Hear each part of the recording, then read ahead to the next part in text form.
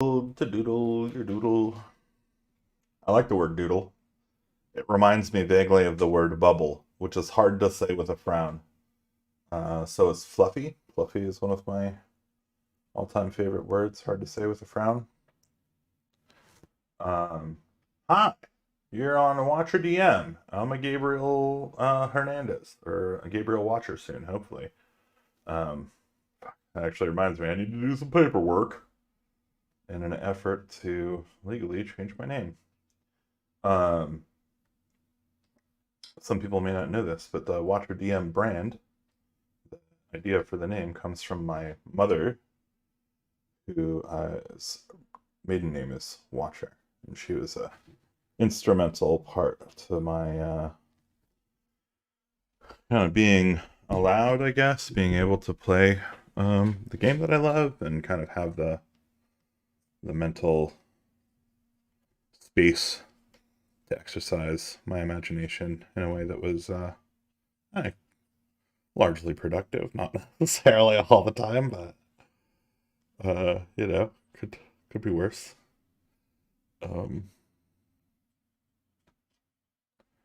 so you may have noticed I'm a drawing, and I'm a drawing an image for a blog post that I'm supposed to get later today about playing characters with kind of noticeable weaknesses and flaws. So my friend and a player in a number of my games, Chelsea, who is Austin Holmes' fiance, um, had this idea for a blog post where we talk about kind of the value proposition of having characters that are, you know, little got some weird shit with them. So the drawing I'm doing is of one of my characters that she mentioned. Um, Glass Eye Finnegan is what they call him. His actual name is probably, I think, Finn. Um, he's a bugbear. I think like somebody overheard him saying his name, Finn, and somebody else was saying like again, and like the other person just called him Finnegan, and from that point on, like he's just people like he always gets introduced as Finnegan, and he never bothers to correct anybody because he doesn't really care. But he's called Glass Eye, more importantly, Glass Eye, because he has a glass eye. When are you going to be around to get a massage, though?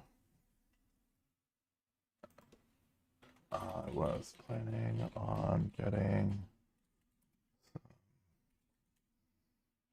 gift certificates from you to dole out. Dole? To give out to friends.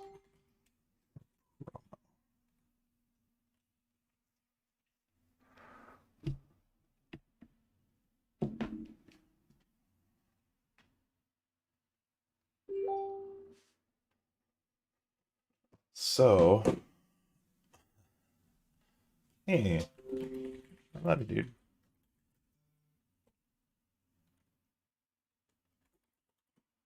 They joined yours.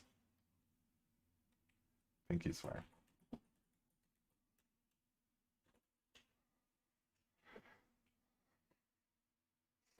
Um, so Glass Eye Finnegan has one bum eye.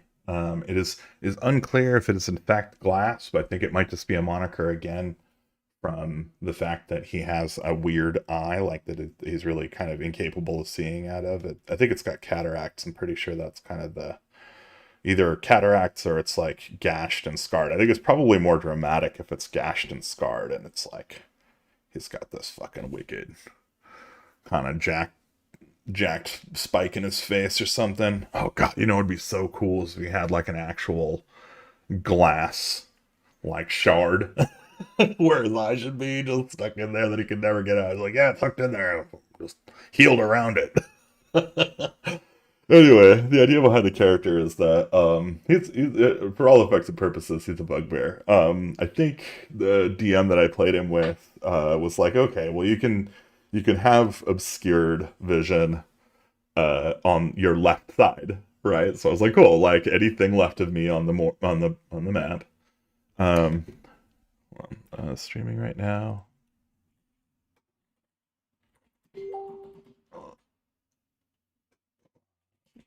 Let me get the cache to you after. Sweet. Perfect. Okay, too bad it's looking here from me. Cool.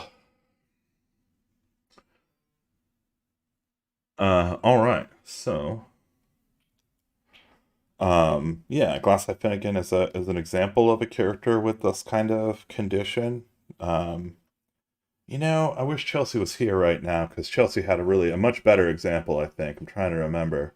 There's been a number of characters with this group of players that have had like really interesting kind of shortcomings and personal characteristics, and I think it's one of those things where like I don't think we account for it when like as much when we're thinking about how we play our characters or how we develop our characters.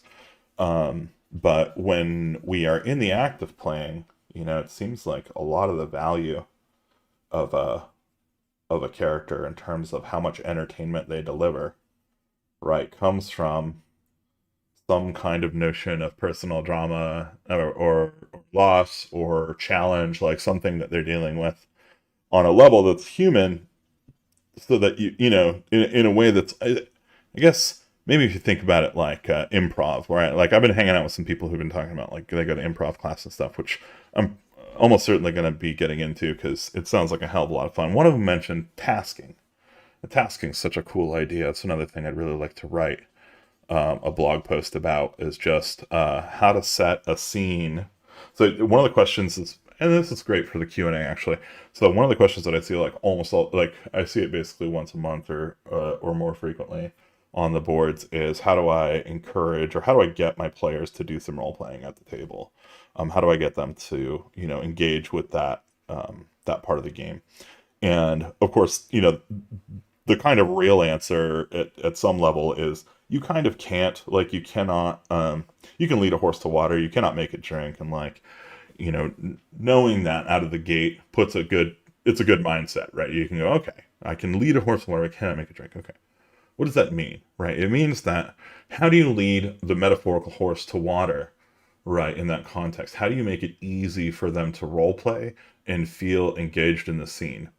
And a trick they use in improv is called tasking, where the improv actors are doing something, right? They are doing something else. They're doing whatever it is they have to do. Maybe they're setting up camp.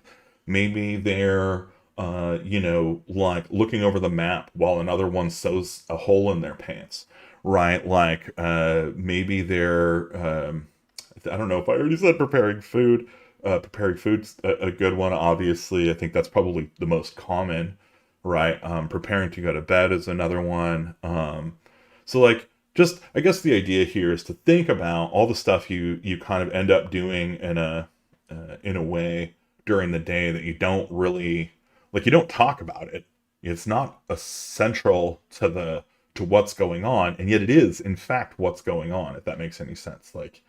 Um, and so, yeah, I think in that space, there's a lot of, kind of this tissue of figuring out like, oh, okay, like what would my character be doing, right? First of all, it gets you into that kind of headspace.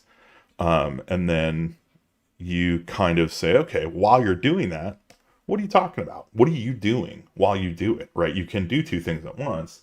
Are you whistling? Do you hum to yourself? What are you humming? And some of these questions may seem a little innocuous, like, who cares about what they're fucking humming or whatever. Um, but I think if you try this, what you'll probably find is that I think there's going to be a big fucking shadow right there at the top of his. Need some. What was I saying?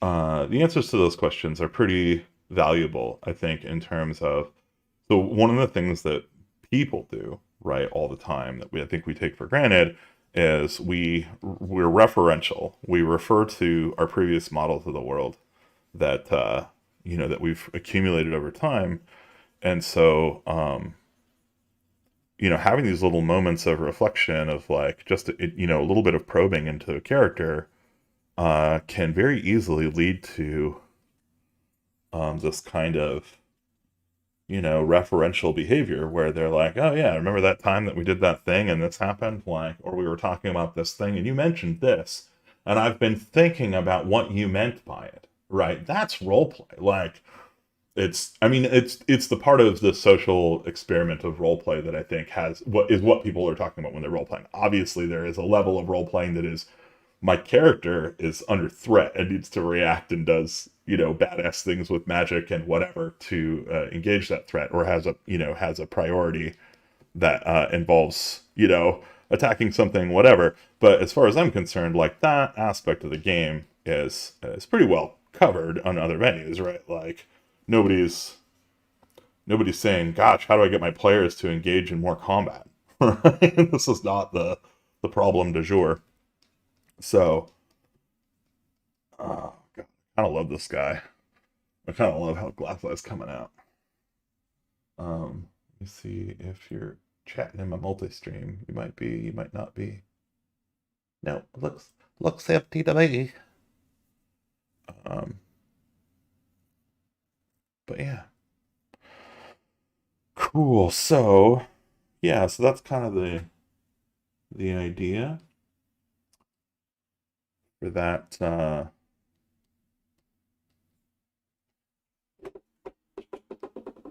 that blog post.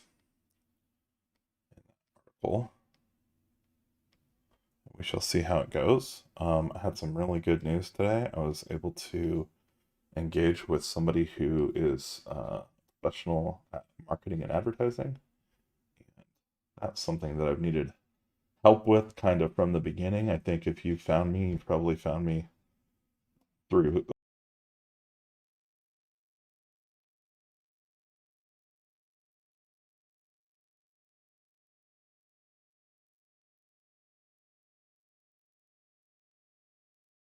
Yeah, that's super interesting. I've been wondering how they get that effect around like stuff, and I think that kind of made it and smooth it. Oh, Schnitty.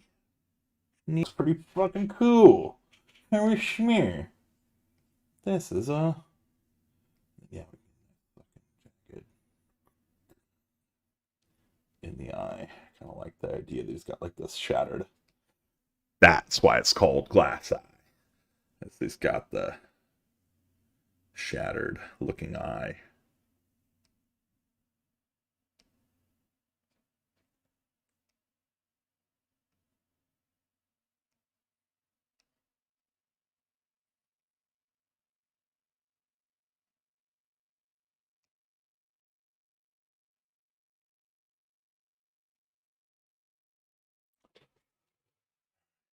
Now we tricky trick the glass. We're gonna see if we can this all just move this over the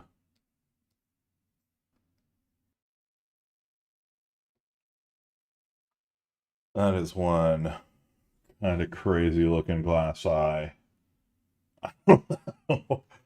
I don't know how I'm gonna make the rest of the painting look like that. That's gonna be really fucking hard, actually.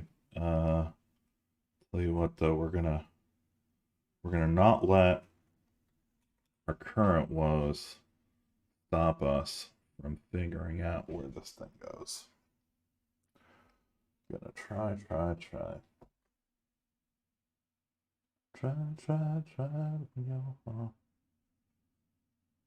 Yeah, see, there's some yeah, nose in there. Worth a shit as I've ever drawn.